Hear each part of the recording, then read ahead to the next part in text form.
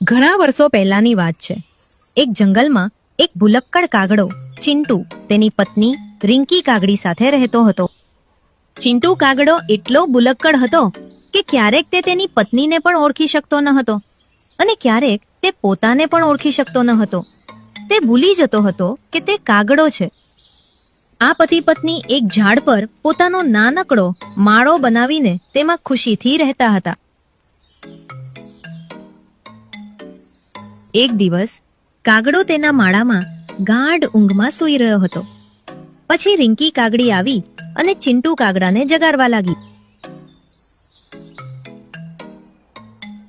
અરે પતિદેવ, તમે હજુ સુધી સૂઈ રહ્યા છો? જલ્દીથી ઉઠો, મારે તમારું જરૂરી કામ છે.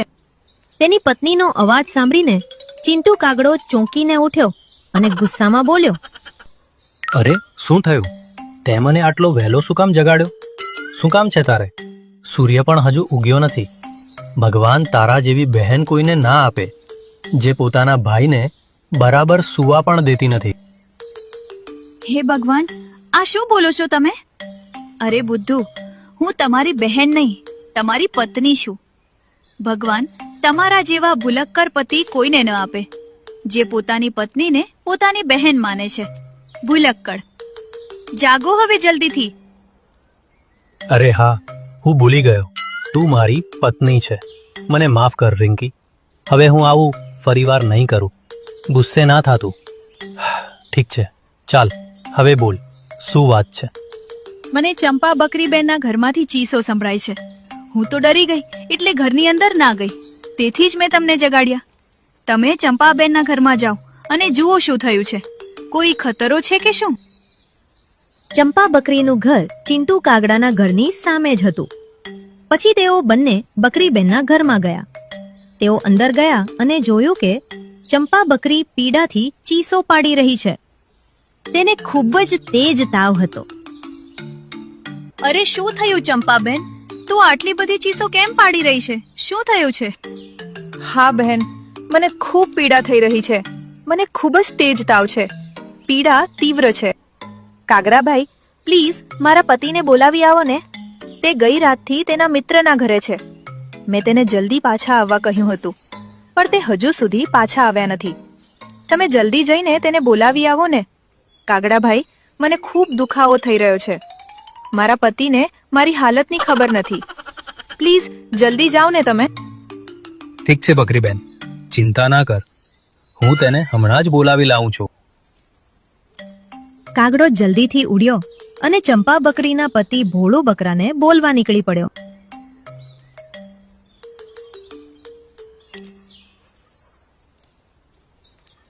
ઘણો સમય ઉડ્યા પછી તે બકરા પાસે પહોંચ્યો. બકરો બેઠો હતો અને તેના મિત્ર સાથે વાતો કરી રહ્યો હતો. અરે બકરાભાઈ, તું અહીં બેઠો છે, ત્યાં તારી પત્ની તારા ઘરમાં. આટલું કહીને કાગડો હાંફવા લાગ્યો અને કાગડાના શબ્દો સાંભળીને બકરો ડરી ગયો.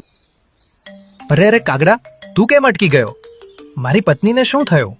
મને જલ્દી કહો. પણ કાગડો ભૂલી ગયો હતો કે તે શું કહેવા માંગતો હતો. અરે બકરાભાઈ, તું અહીં બેઠો છે.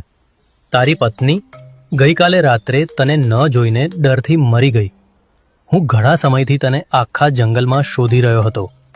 મારી સાથે જલ્દી આવ. શું મારી પત્ની મરી ગઈ છે? તું શું કહી રહ્યો છે કાગડાભાઈ? તું આ કેવી રીતે શક્ય છે? તે ગઈકાલે તો બિલકુલ ઠીક હતી. ગઈકાલે મારો તેની સાથે ઝઘડો થયો હતો, તેથી જ હું ગુસ્સામાં મારા મિત્ર પાસે આવ્યો. આટલું કહીને બકરો જોર જોરથી રડવા લાગ્યો.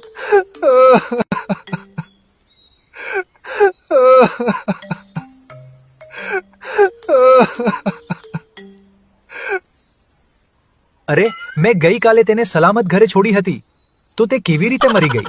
તેણે મને જલ્દી આવવાનું કહ્યું, પણ હું ના ગયો ઘરે.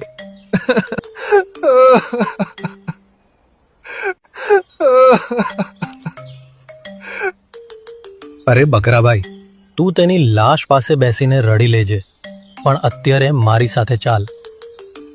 પછી બકરો અને કાગડો દોડતા દોડતા ઘરે આવ્યા અને સીધા ઘરની અંદર ગયા.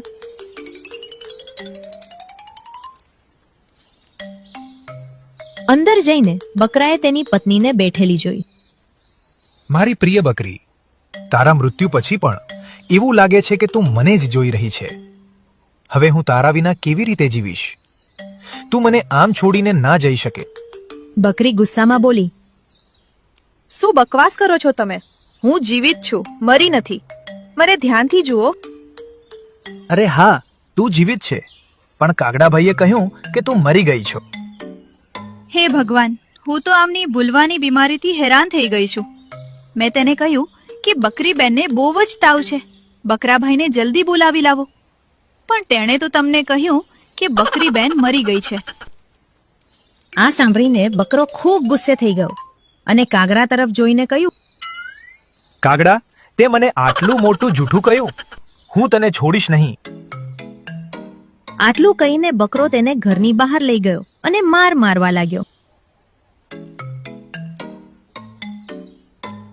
પછી ભોળું બકરો અંદર જતો રહ્યો અને કાગડો માર ખાઈને ત્યાં જ પડ્યો રહ્યો.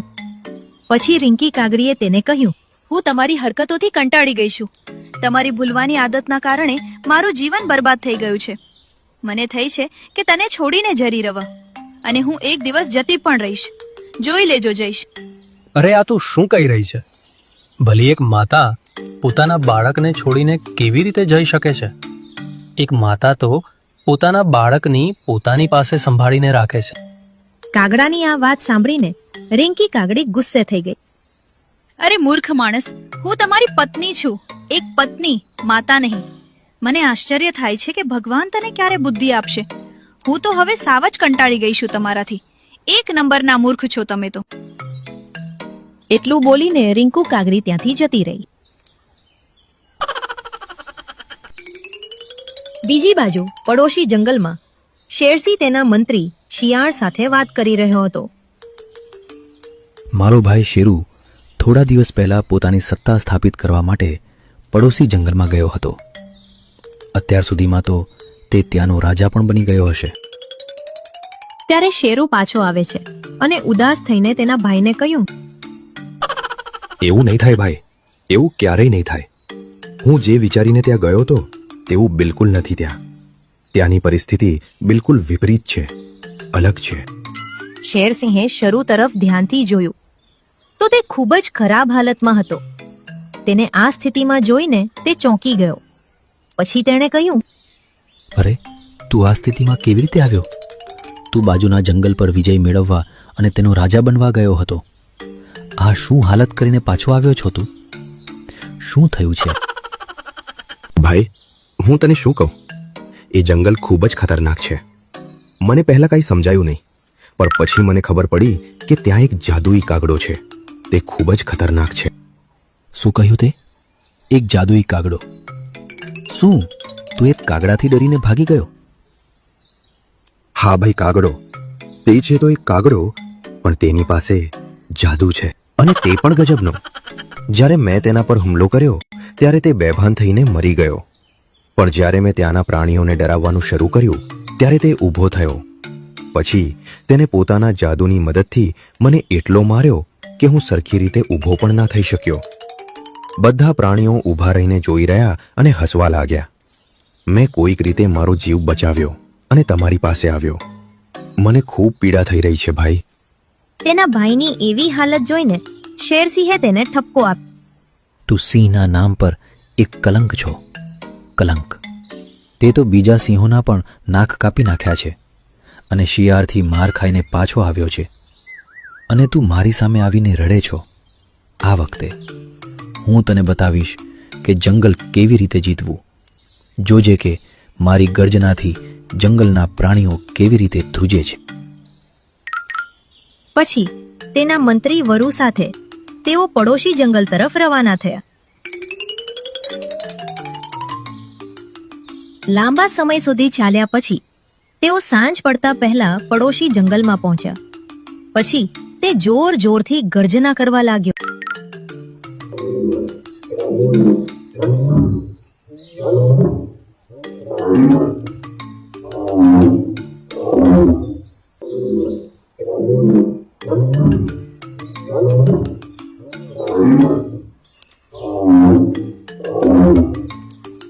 તેની ગર્જના સાંભળીને જંગલના બધા પ્રાણીઓ ડરી ગયા. સાંભળો જંગલવાસીઓ, હું હવે આ જંગલ પર રાજ કરીશ.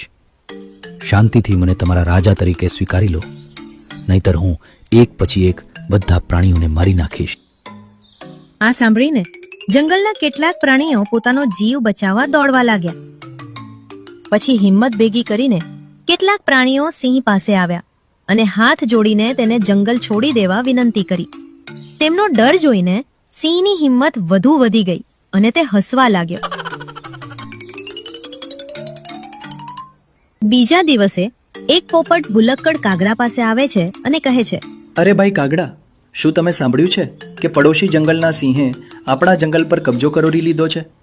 હવે આપણે તેને રાજા તરીકે સ્વીકારવો પડશે. હે ભગવાન, આ તો ખૂબ જ ખરાબ સમાચાર છે. હવે આપણું શું થશે? આપણે ક્યાં જઈશું? કંઈ થશે નહીં.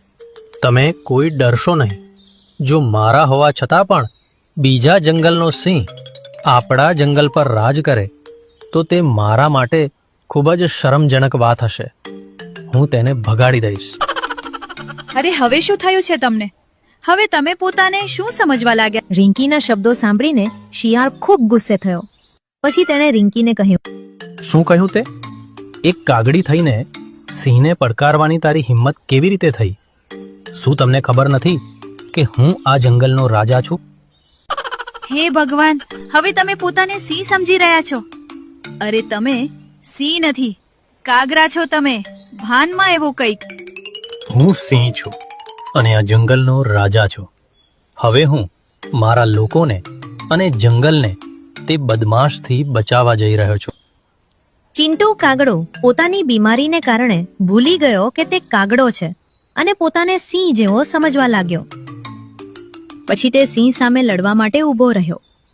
તેને સિંહ સામે આ રીતે ઊભો જોઈને બધા પ્રાણીઓ આશ્ચર્યચકિત થઈ ગયા. અરે ઓ બહારથી આવેલા સિંહ, હું આ જંગલનો રાજા છું. હવે બસ બહુ થઈ ગઈ તારી દાદાગીરી. ચૂપચાપ અહીંથી નીકળી જા, નહીંતર હું તારા હાથ પગ તોડી નાખીશ. આટલા મોટા મોટા પ્રાણીઓ હોવા છતાં એક નાનાનો એવો કાગડો મારી સામે ઊભો છે અને મને અહીંથી જવાની ધમકી આપી રહ્યો છે. એ કાગડા, તારી હિંમત કેવી રીતે થઈ? મહારાજ, મને તો દાળમાં કંઈક કાળું લાગે છે. ચાલો અત્યારે અહીંથી ભાગી જઈએ. શેરસિંહે શિયાળના શબ્દો પર કોઈ ધ્યાન ના દીધું અને કાગડા પર હુમલો કર્યો અને એક પંજામાં જ કાગડાને નીચે પાડી દીધો. કાગડો શેરસિંહના એક જ પંજામાં બેભાન થઈ ગયો. એટલામાં જ શેરસિંહનો ભાઈ શેરુ પણ ત્યાં આવ્યો અને બેભાન થઈ ગયેલા કાગડાને જોઈને શેરસિંહને કહ્યું, ભાઈ, મને લાગે છે કે આ એ જ કાગડો છે જેણે મને ગઈ વખતે આ જંગલમાંથી મારી મારીને ભગાડ્યો હતો. અરે, આ એ નથી. આ તો મારા એક પંજામાં જ બેભાન થઈ ગયો છે. ભાઈ, મેં પણ એ જ ભૂલ કરી હતી. તે બેભાન નથી, તે ફક્ત નાટક કરી રહ્યો છે. થોડી વારમાં તે ઊભો થશે અને તેના જાદુનો ઉપયોગ કરીને આપણા ત્રણેયને હરાવી દેશે. મહારાજ, મને પણ શેરુભાઈની વાત સાચી લાગે છે. આટલા મોટા મોટા પ્રાણીઓ હોવા છતાં એક કાગડો તમારી સામે કેમ લડવાની હિંમત કરે? સમય છે ત્યાં ભાગી જાઓ મહારાજ, નહીંતર આપણે મુશ્કેલીમાં મુકાઈ જઈશું. હા, મને પણ તું જે કહી રહ્યો છે તે સાચું લાગે છે. મને પણ આશ્ચર્ય થાય છે કે કાગડો આટલી હિંમત કેવી રીતે બતાવી શકે. અહીંથી ચાલ્યા જવું એ જ સમજદારી હશે. ત્યારે જ કાગડો ઊભો થયો અને સિંહો તરફ વિચિત્ર નજરે જોવા લાગ્યો. પછી કાગડાને આવી રીતે ઊભો જોઈને એ ત્રણેય એક સાથે ભાગવા લાગ્યા. સિંહોને ભાગતા જોઈને બધા પ્રાણીઓ કાગડા પાસે આવ્યા અને કહ્યું, અરે કાગડાભાઈ, જો તમે આજે હિંમત ન બતાવી હોત તો તે દુષ્ટ સિંહ આપણા જંગલનો રાજા બની ગયો હોત. તમારો ખૂબ ખૂબ આભાર. અરે ભાઈ હાથી, હું કાગડો છું. હું કાગડો બનીને સિંહોને કેવી રીતે ભગાડી શકું? તમે ભૂલી ગયા હતા કે તમે કાગડો છો અને પોતાને સિંહ સમજીને તેમનો સામનો કર્યો, જેના કારણે તેઓ આપણા જંગલમાંથી ભાગી ગયા. શું એવું થયું હતું? મને તો કંઈ યાદ નથી આવી રહ્યું. આવી રીતે જંગલનો માહોલ શાંત થઈ ગયો અને બધા પ્રાણીઓ સુખેથી જીવવા લાગ્યા.